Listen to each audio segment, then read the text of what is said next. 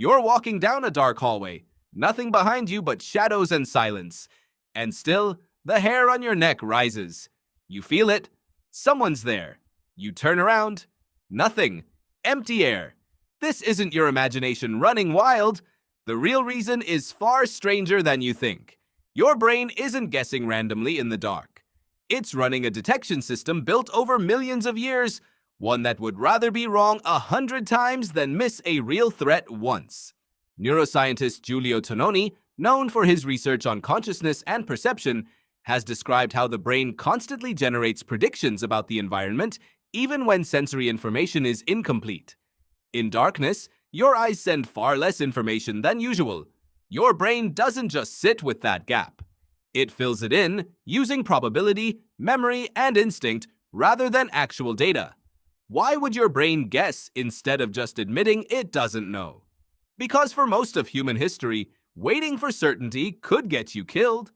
An ancestor who heard a rustle in the grass and calmly thought, probably nothing before checking, had worse odds than one who assumed danger first and looked second.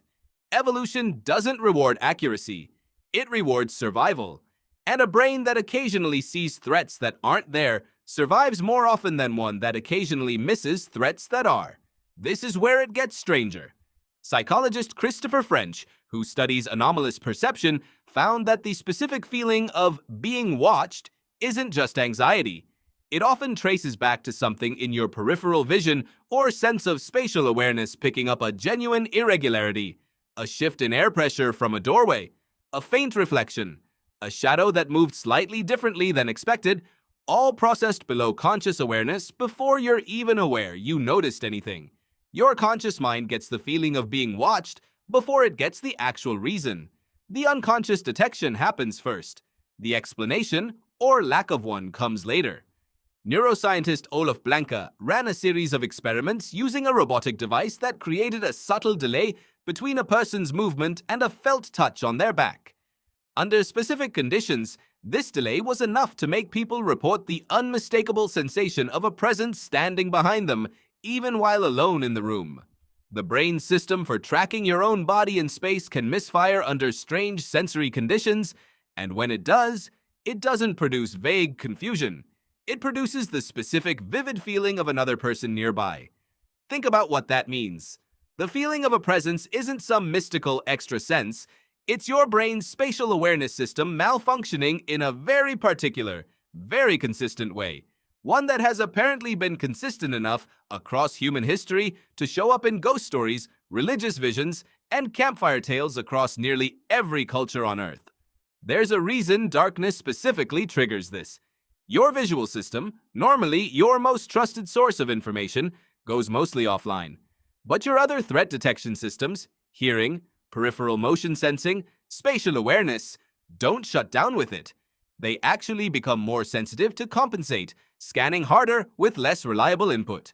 That combination, heightened vigilance with degraded data, is a near-perfect recipe for false positives. Researchers studying auditory pareidolia, the tendency to hear meaningful patterns in random noise, found that ambiguous sounds get interpreted as threat-related far more often in low-light conditions than in bright ones. The creak of a house settling becomes a footstep. The hum of a refrigerator becomes breathing. Your brain isn't malfunctioning when it does this. It's doing exactly the job it was built for, turning ambiguous input into the interpretation most likely to keep you alive if it happens to be correct. Here's the part worth sitting with. Every single one of your ancestors who is actually your ancestor survived long enough to have children. Some of them almost certainly survived specifically because they trusted a false alarm in the dark and left a room, took a different path, or stayed alert when nothing was actually there. The ones who shrugged it off as nothing, again and again, eventually paid for being wrong just once.